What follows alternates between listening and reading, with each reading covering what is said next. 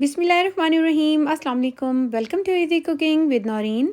आज मैं आपके लिए एक बहुत ही डिलीशियस सी रेसिपी लेकर आई हूँ।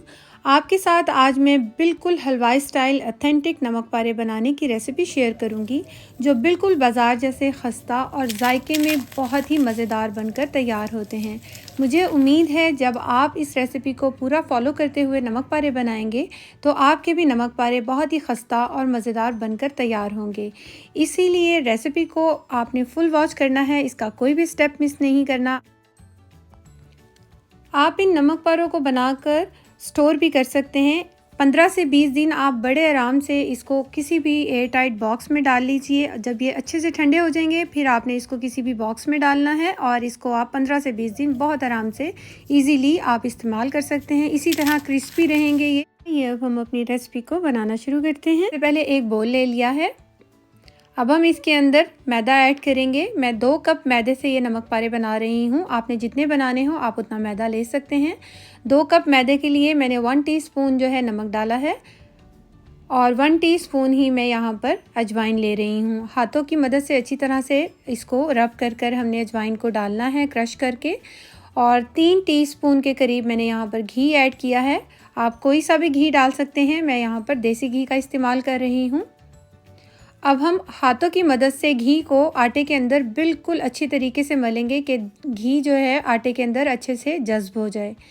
इस तरह से इसके अंदर एक बाइंडिंग पैदा होती है और जिससे हमारे नमक पारे जो हैं बहुत ही खस्ता बनकर तैयार होते हैं। ये देखिए, ये आटा जो है इकट्ठा होना शुरू हो गया है, यानी मैदा। और जब ये अच्छे से इकट्ठा होना शुरू हो जाएगा फिर हम इसकी डो बनाना शुरू करेंगे। मैंने नीम गर्म पानी लिया है और हल्का नीम गर्म होना चाहिए पानी। थोड़ा थोड़ा कर पानी डालेंगे और आटे मैदे को मिक्स करते जाएंगे हम। जब पानी पूरी तरह मिक्स हो जाएगा फिर ज़रूरत पड़ने पर हम और पानी डालेंगे। हमने इसकी एक सख्त सी डो तैयार करनी है। जितनी अच्छी इसकी डो हमने बनाई होगी, गूंदी होगी, उतना ही मज़ेदार हमारे जो नमक पारे हैं वो बनकर तैयार होंगे। हमने इसकी सख्त डो बनाकर तैयार कर ली है। ये देखिए कुछ इस तरह से। अब हम इसे ढककर 10 से 15 मिनट के लिए रख देंगे। अगर आपके पास ज़्यादा टाइम हो तो आप ज़्यादा देर के लिए भी रख सकते हैं, लेकिन उसको फुली आपने कवर करना है ताकि उसके ऊपर कोई लेयर ना आए। 10 मिनट के बाद ये देखिए बहुत अच्छे से सेट हो गया है।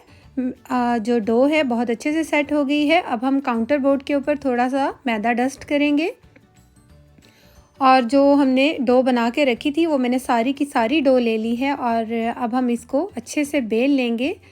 हमने बहुत बारीक इसको बेलना है।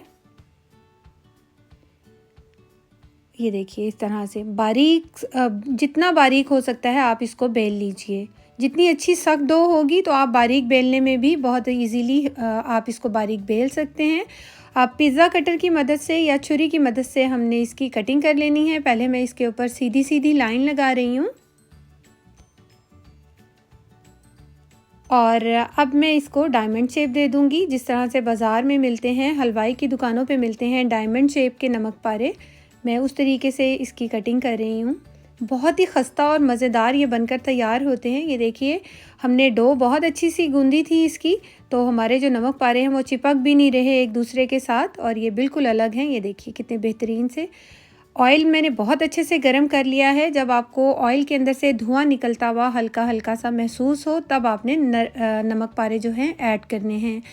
अगर आपको ऑयल नॉर्मल होगा या कम ठंडा होगा तो उसके अंदर नमक पारे आपके खस्ता नहीं बनकर तैयार होंगे, बहुत ही जल्दी बन जाते हैं क्योंकि हमने जो इसको बेला था वो बहुत बारीक बेला था और जिसकी वजह से हमारे नमक पारे बड़ा ही फटाफट से बनकर तैयार हो जाते हैं। ये तकरीबन 1 से 2 मिनट में हमने नमक पारे जो हैं तैयार कर लिए हैं और ये देखिए बेहतरीन से हमारे नमक पारे जो हैं ये बनकर तैयार हो गए हैं। खस्ता देखिए कितने हैं ये। आप इन नमक पारों को बनाकर स्टोर भी कर सकते हैं 15 से 20 दिन के लिए। ये इसी तरह से क्रिस्पी रहेंगे और जब ये अच्छे से ठंडे हो जाएं तब आप इसको किसी भी बॉक्स में डाल दें, तो आप इसको जो है रूम टेम्परेचर पे रख दें। ये बहुत इजीली 15 से 20 दिन तक आप इसको इस्तेमाल कर सकते हैं।